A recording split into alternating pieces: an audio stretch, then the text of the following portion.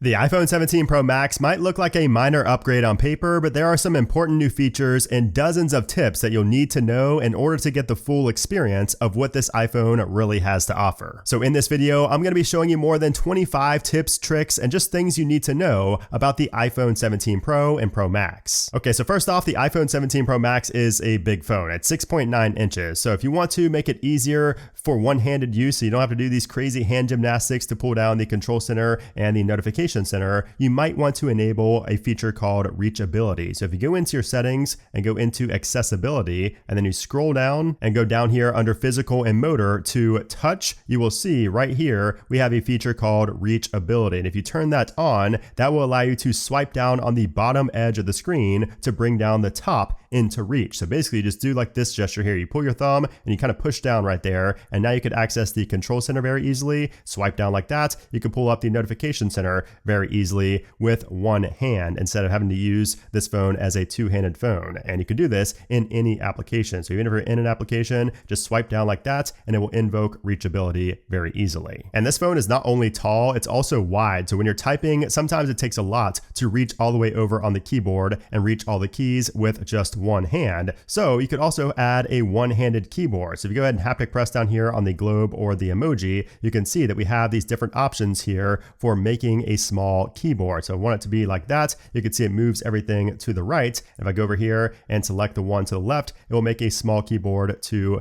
the left. So if you're left-handed or right-handed, that can make the difference right there. So you can type everything much quicker and easier with just one hand on such a big phone. And that keyboard will stay that way in all your applications until you change it. Until you change it down here or you tap on this little arrow, that will make it full screen again. Now also, since this phone is so big, your fingers might start gravitating towards the lens of your phone and kind of smudging up the lens. So you'll also want to make sure that you have a new feature in iOS 26 enabled that will tell you if you have smudges on your camera lens, and that's leading to bad image quality. So let's go into our settings here. We're gonna go down to camera, and if you scroll down, we will see a brand new option here called lens cleaning hints. You wanna make sure that is turned on so you get notified when your camera lens is smudged up and needs to be cleaned. Now on the iPhone 17 Pro Max, we do have the action button over here on the left-hand side that is above the volume rockers right there. And when you press in on that, that will do whatever the action you have set in settings. So mine is to set a reminder. If we go into our settings, go to action button, this is where you can see this is where you have it set up right here. However, here's a little trick that I would do here. So you could actually map the control center or spotlight search to the action button. So again, since it takes a lot to reach up there, if you just want to invoke the control center or just invoke spotlight search, which is this right here, we can search, you could actually map that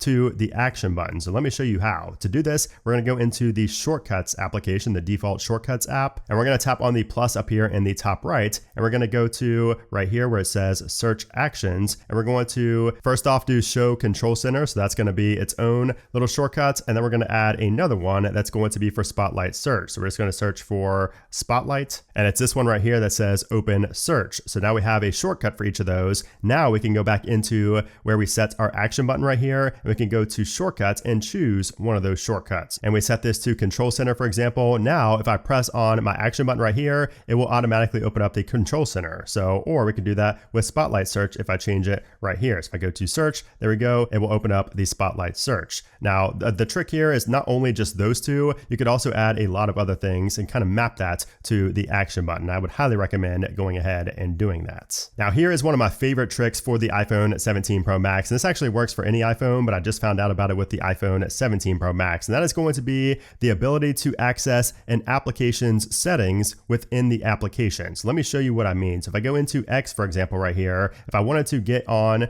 to the settings for X in my actual settings, if I swipe down right here on the control center, take a look at this icon in the bottom right hand corner. If I tap on that while I'm in the Twitter application or X, it will automatically open up the X settings. And same if I go into like notes, for example, if I open up notes and I swipe down right here and I tap on this little settings icon, it will open up my notes settings, and it will do that for first party and for third party applications. It saves so much time, especially in things like phone. Like if I go into phone right here and I tap on that, it will open up my phone settings right away. So here's how to do this. So what you want to do is just build this shortcut right here. I will also have this linked down in the description below. So make sure you just click on the link down below and download this shortcut. It will automatically import it into your shortcuts application. And now what you want to do is add it to your control center center. So once you're in the control center, tap plus in the top left, go to add a control, and we're going to search for shortcuts right here. And we're going to add this right here where it shows run shortcuts, and we're going to choose the shortcut that we just downloaded. So this one is called app settings. So we're going to go ahead to app settings, and now it will add that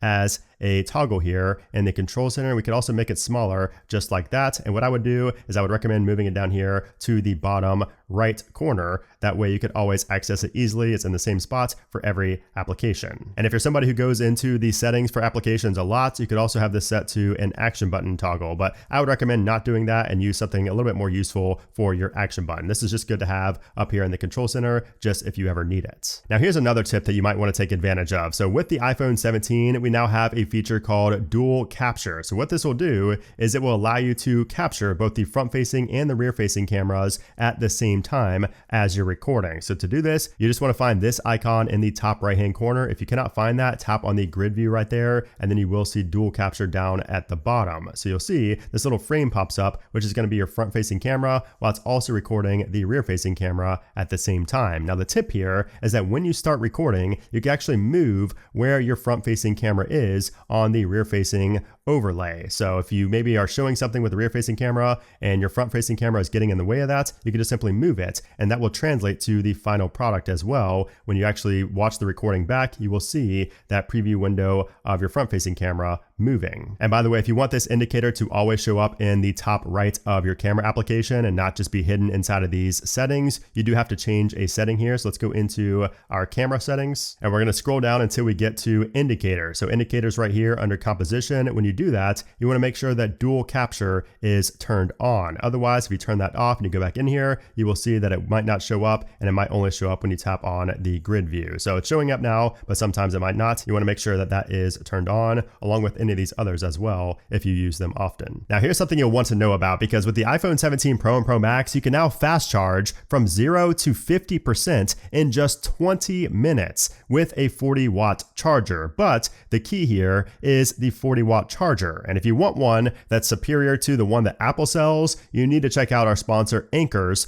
45-watt nano charger. And the reason I say it's superior is because, well, just look at the size comparison to Apple's 40-watt dynamic power adapter. It's smaller, so it fits into your bag or pocket easier. It also comes with a 6-foot cord, and it's the smallest 45-watt charger with Active Shield 3.0, which is going to protect your device from overheating. And of course, this can also charge up anything besides your iPhone as well, like a MacBook Pro, a drone, a Nintendo Switch, whatever. But let's say you're not near an outlet and you need a portable charger for on the go. Anker also has my personal favorite MagSafe battery pack, the Nano Power Bank. This is the slimmest 5,000 milliamp hour power bank with Qi 2 support, and as you can see, it's just as thin as Apple's version, but Anker's version is better because it works for all iPhone models, not just the Air, and it also charges at 15 watts compared to Apple's 12 watts, and plus it comes in a variety of colors that look really aesthetic on the back of your phone. So if you want to check out these power banks and also the 45-watt nano charger from Anker, which you're going to need to fast charge your iPhone, click on my link down in the description below. Now, speaking of the battery life, the next tip is going to be in our battery settings. So if we head into our settings and go into battery, and then we scroll down to charging, you might want to change your charge limit right here if you're worried about your long-term battery health. So if you plan on keeping your iPhone for several years, you might want to go into here and change this to something like 90%. I personally keep mine at 90%. That way my iPhone never gets up to 100% charge. Or I shouldn't say never. Most of the time it doesn't go up to 100% charge if I have this set to 90%, because I'm trying to keep my battery cycles down as much as possible to prolong my battery's health. So you might want to change that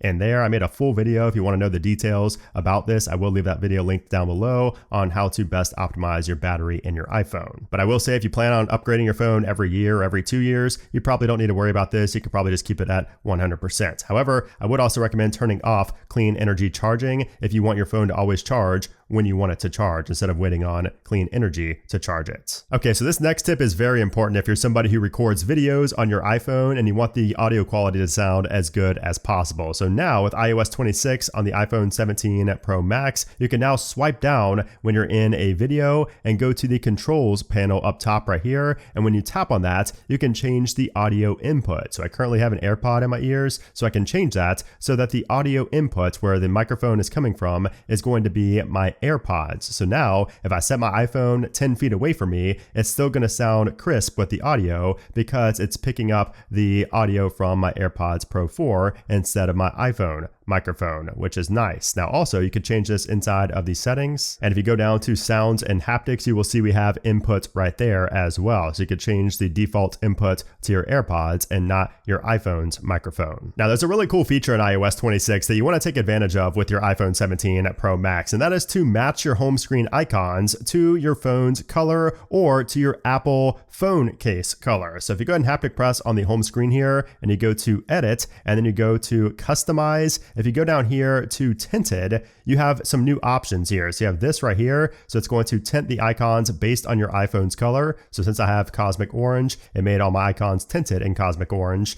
And then next to that, to the right here, is if you have an iPhone case on, an iPhone branded case, and you select that, it will match your icons to the color of your case, which is pretty cool. So that's an option. Or you also have clear. So I would recommend going ahead and trying out clear with the new liquid glass design, as long as your wallpaper is good. And you can change the brightness right there for the background as well. This is actually a wallpaper from my collection, the Lustra wallpaper collection. I would highly recommend this if you want to customize your home screen and lock screen to look the best with these clear icons, because these wallpapers were made for that. So if you want to check it out, that wallpaper pack is linked down in the description below. Now the iPhone 17 Pro Max is the first iPhone ever to have a 48 megapixel telephoto lens. So what you want to do is take advantage of that. We've never seen it on an iPhone before. So you want to try out the new 4 to 8x optical zoom. So if you go into the camera app here, you can see that we now have a 4x and an 8x. Before on the 16 Pro Max, we just had a 5x right there. So you can go up much further in terms of zoom. You could also do the camera control for this as well. So if you use the camera control, you can kind of get to that zoom right there and do the slider to go in and out for the zoom range. So you want to try that out. But the other tip here is that when you're zooming in, when you go past a certain point, you will start to see a square up in the top right that will give you a better indication of what you're looking at. So you might want to pay attention to that top right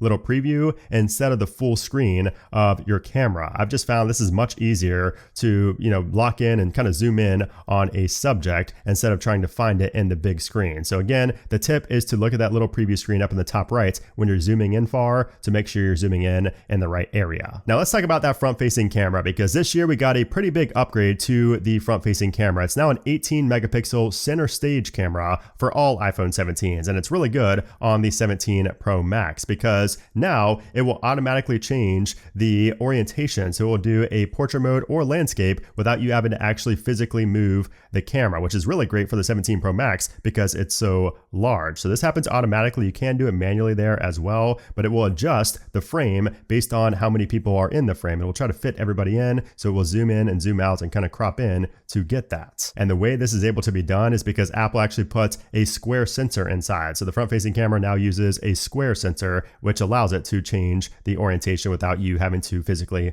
move your phone. And really the main tip you need to know here is that when you tap on the center stage icon right up here in the top right, you have auto zoom and auto rotate. So you can turn those on. You can turn one on at a time and one on and one off if you would like to. But if you turn them both on, it will automatically just adjust it for you. And if you select this right down here, if you just manually select it, you can see it will turn both of those off. So it's good to know that. And of course you can zoom in and zoom out with that button right there as well. So you have multiple options now inside of the front facing camera settings. Just learn how to do that better and it works really great. You really have to see it when you actually take a selfie. So the center stage camera is great because it does keep you in frame like when you're moving around, but it might be kind of annoying and it seems kind of professional and not really personal when it's happening on FaceTime. So here's a tip. We'll go ahead into FaceTime and I would go ahead and disable center stage. And you will see that in FaceTime right up here in the top right. So if you tap on that, it will be disabled when you don't see the highlight behind it. So you might want to go ahead and do that. You could also access this from swiping down right here. And you can see we have center stage right here in this menu. So you might want to select center stage, if you want it to be turned on or turn it off for FaceTime specifically. I find it to be, again, kind of annoying and kind of more like professional and not personal when it's in a FaceTime call where it's following you around and making sure you're always centered in the frame. Here's something else you might want to do on your iPhone 17 Pro Max, especially if you are sensitive to PWM, which stands stands for pulse width modulation. So if we go into our settings and go into accessibility and then go down here to display and text size and then scroll down, you will see that we now have a new toggle called display pulse smoothing. So it says this disables pulse width modulation to provide a different way to dim the OLED display, which can create a smoother display output at low brightness levels. So essentially, if you've ever looked at an OLED screen in the dark or like low light conditions and you get a headache or you feel like your eyes are getting tired, it might be due to PWM. You might be sensitive to PWM, and this is going to smoothen that process out and make you not feel like you get a headache every time you look at your screen. Now let's talk about the camera, because the iPhone 17 Pro Max, of course, is an absolute beast when it comes to photos and videos. And we want to change some settings in here to make sure you're getting the best quality possible, specifically with RAW photos. If you go into the camera app right here and you go into your formats and you shoot a photo in RAW to, edit it later in Lightroom or something like that, I would highly recommend having RAW turned on. But if we go into our settings here and we're going to go into our camera settings, if we scroll down to formats right here, first off, you want to make sure that Pro RAW and resolution control is turned on if you are somebody interested in taking RAW photos, which I would think that most people getting a Pro phone would want to do at some point. So you might want to go ahead and turn that on. But we're going to go into Pro RAW format, and you might want to change this to JPEG XL lossy. It's JPEG lossless by default, but you might want to change that because this is going to give you the same quality, but with a much smaller size. Now, keep in mind, I would only change this if you really know what you're doing with RAW photos and you like editing photos and things like that. You might want to stick with JPEG lossless if you just want it to be the most compatible with your computer and other applications, because JPEG XL lossy will save it as a DNG file, but it's going to be much smaller and it's going to be a more efficient codec than these other ones. So I personally keep mine on JPEG XL lossy, and you can see the file sizes down there as well. So when you select these, the file sizes will change. So I don't like taking RAW photos that take up 75 megabytes. I'd rather them take up 20 megabytes. That's a massive difference when you're taking hundreds of RAW photos over time. So that's why I prefer JPEG XL lossy, and I would recommend most people, if you're into shooting RAW photos, to select that as well. But it's personal preference at the end of the day. I just think that is the best one to choose. Now, also in the camera application, and I kind of mentioned this earlier, but if you go into here and you go down to indicators, this is going to allow you to kind of clean up your indicators inside of your camera application. So you can see I don't have anything up top. It's kind of bare, but that's because I turned all these indicators off. But if I turn action mode on, for example, and I go to videos, you can see it will show action mode up there in the top right. But if you want to clean that up and not have them in there, you can do that. Or like for photos, if I want live photo to be there for photos, I can choose that now. So it's always up there in the top right, or I can turn it off if I don't want that to show up as an indicator in the top. So I'd recommend going in here and just, changing these up to whatever you would like. And of course, all the composition ones are important as well. So if you want the grid to be here so you can know what you're shooting and where you're shooting it, like lower thirds and things like that, you can go ahead and tweak it. And if you're not a fan of all the 1x zooms, you can go into the photo capture right here and you can choose what you want your default lens to be. And what this means basically is when you go into here and you tap on the 1x, you can see you have 28, 35, and 24 millimeters. So if you want to change that, the default to be more zoomed in, like a 1.5x, you could do that. And also, if you just want to turn off the additional lenses, if you only want one lens, you can turn that off, the other one's off right there as well. You might also want to check out this setting at the very bottom for messages. So it says save captures to photo library. So if you take pictures in the messages app, you can choose to not save those to your photo library so that they're only sent to the recipient and they're not actually saved to your library when you go into messages right here and then you go to camera. So if I were to take a picture right here and send it, it would not save it to my photo library when I go ahead and send that if I had this turned off. And I talked about Pro RAW, but you might also want to enable the ProRes feature for video. So if you go into formats right here and then you go down to video capture, you want to make sure that Apple ProRes is turned on. And then when you go into your camera and go to video and you tap on the ProRes right here, you tap on the resolution rather, you can see you have ProRes up top and you can choose log or HDR and it will show up top how much time you have remaining. Now keep in mind, these file sizes are going to be very large because ProRes is going to give you basically the best quality you can get from an iPhone. And this is what pretty much any filmmaker is going to use, and anytime you see something was shot on iPhone is most likely using ProRes. You might want to shoot in ProRes for really important shots that you want to look as good as possible. Oh, and another important setting you want to change inside of the camera application is under record video, scroll down to the bottom and you want to make sure that lock white balance is turned on. That way it locks the white balance when you start recording and it doesn't change it to a bunch of different white balances based on the lighting conditions. So it makes your video look a lot more professional when you have the white balance locked. out. And speaking of shooting in ProRes, a pro tip here is that you might want to shoot ProRes video straight to an SSD, not your iPhone. So it takes up a lot of space, but if you connect an SSD that's either made for an iPhone to kind of stick on the back like MagSafe, or just a bigger SSD, you're going to be able to shoot a lot more video, and it's not going to take up space on your iPhone. So I would do that. And also when you're transferring ProRes videos, especially ProRes LOG videos, I would not airdrop those. I would just connect those to an SSD and transfer them via the Files application. It's going to be a lot quicker for you. And if you're wondering the difference between LOG and HDR, LOG is going to retain the most data for manipulating colors later. If you want to color grade, you're going to want to shoot in LOG, whereas HDR is, if you don't like having to color grade and you don't have any editing software to tweak the colors, you'll probably just want to shoot this in HDR because that's the only other option for ProRes. But there's also another alternative to shooting ProRes video, because if you download an application like Kino, you can add some color to the video in real time. So basically, if you go right down here to the bottom right of this application, you can see it will do an instant grade. So you can shoot in ProRes and give you an instant grading right there, which is really cool. So if you go up here and you go to 4K ProRes, you can see it will change it to ProRes, and then you can change what you want the filter to be. So it's going to color correct in real time, and you can see this while you're shooting the video, and it's still going to shoot it and save it as a ProRes file. It's also going to take up less space than if you did it from the iPhone, camera application itself. Now let's talk about the camera control, because camera control can be a little bit finicky and a little bit confusing and annoying if you don't know how to use it properly. So I talked about this a lot with my 16 Pro Max video last year, but with the 17 Pro Max, it's just as finicky and just as annoying sometimes. So let's go into our camera control settings. So if you go into your settings, camera, and then into camera control, you can of course change what you want to launch when you press on that button. But if you go down here to controls and go to customize, this is where you can customize the controls that show up and in what order. This is also where you can change the gesture if you want it to be a light press or a swipe. If you want to turn one of those off, you can. So to show you what I mean, let's go into camera here. So if we press on that, you can see that we have our different options here, and that is what we selected. So depth, styles, zoom, and cameras. You can see depth, styles, zoom, and cameras because I deselected exposure and tone. So you can change the order there, and you can also just deselect some so they don't show up in general. So I'd recommend going in there and customizing that to your liking. And then also if we go back here and then go down, we have launch visual intelligence. If you press and hold on this, it will launch the visual intelligence feature. If you're not a fan of that, if you don't use it, you might want to turn that off because it will trigger a lot of times accidentally. I've done that many times. So that is where you can turn it off. And then if we go back out of here and we go into our accessibility settings instead, and then we go down to camera control down here, this is where you'll want to change the force that you use. So if you want it to be the default, you can keep it there. But if you want to have a firmer light press or a lighter light press to invoke the action, you can change that right there. And you can actually test this right here. So if you push in,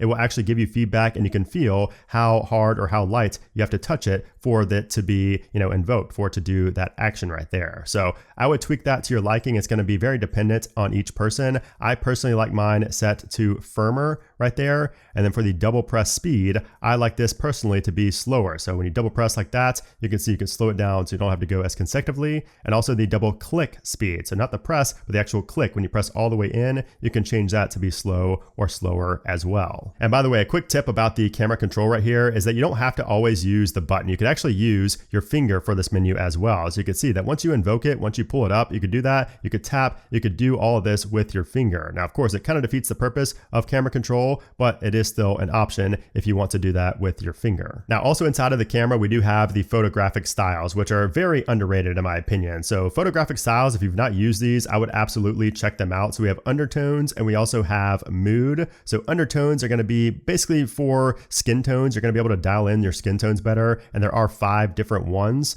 And there's also 9 different mood styles. So you'll see mood up there. These are going to be more for just other filters, more like Instagram filters. Whereas I think undertones are more just, again, better for skin tones and things like that. And the best way to use this is that the square right here, this little square that you see right here, is how you change the tone and the color. So if you take a look right here, I'm going to put a phone down here so you can see how this looks. So this is how you can change the tone and the color. So you can kind of see it. You can see up top, the tone and the color numbers are changing based on where I move this. So that's how you change that. And then this down here is going to change the intensity of the tone and the colors. So that's an intensity slider if you want it to be maximum, or just like halfway if you don't want it to be as intense. You could do that right there until you get it perfectly dialed in, and then it will save right away. And something else that a lot of people get confused about photographic styles is they think they have to do this before they actually take the photo, but that's not the case. So if I were to go into here and turn off photographic styles, if I were just to go back to, keeping this off and keeping it as the default standard right here, I take a photo. If I go out of this and I swipe up, you can see that the first thing it shows is styles. And from here, you can change it to any of the styles that you previously created. And you can also tweak it from there as well. If you tap on that, again, you can change the color and the intensity right here. So of course, Lightroom and some of these other professional applications are much better for color grading. But if you're in a pinch and you don't have any of those applications, if you're not a super professional, this is a great way to really dial in the colors of your photos. So one of the main selling points of the iPhone 17 Pro and Pro Max is going to be the vapor chamber cooling system that keeps the device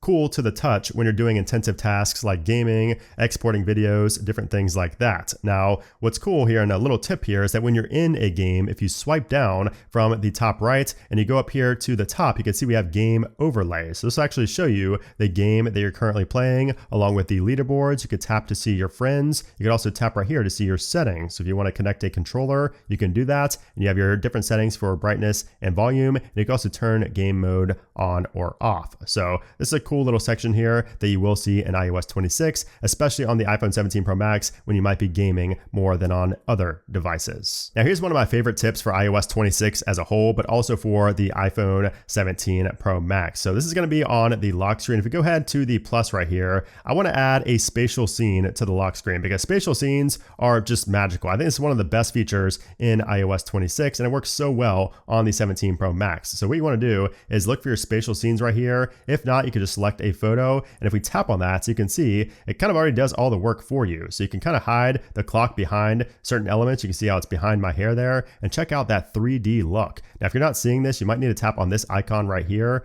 on the lock screen. So tap on that and it will create a spatial scene and the whole background moves. So this is just one of the best features. It still has been wowing me for months and I just think it's awesome and you need to absolutely set this up on your iPhone 17 Pro Max. It doesn't need to be a person. It can be anything. Just set up a spatial scene on your lock screen and thank me later. Okay, so the iPhone 17 Pro Max gets super bright. So this thing gets up to 3000 nits of peak brightness when outdoors. However, if you were to turn your brightness all the way up, you would never reach 3000 nits while outdoors. And that's because, and this is another tip here that you need to know, is that you need to make sure that you have auto brightness turned on your iPhone. So if you go into your settings here, we're going to go into accessibility and then into display and text size. And if we scroll down to the bottom, we have auto brightness. You want to make sure to turn that on if you want to take full advantage of the full 3000 nits of peak brightness. Now also, this will save battery life because you'll almost never have too much brightness than what you need, like more brightness than you need. So I always find that to be a good way to save battery life as well. So I'd recommend turning that on for most people. So those are more than 25 tips and tricks that you might want to take advantage of on the iPhone 17 Pro Max. Of course, this will work for other iPhone 17s as well, but this video was tailored to the 17 Pro Max specifically. So I hope you guys enjoyed this video. If you did, give it a thumbs up. Let me know your thoughts down there in the comments below. And also let me know what your favorite tip or trick is on the iPhone 17, maybe that I didn't cover in this video. So feel free to leave your thoughts down there and I will see you guys very soon.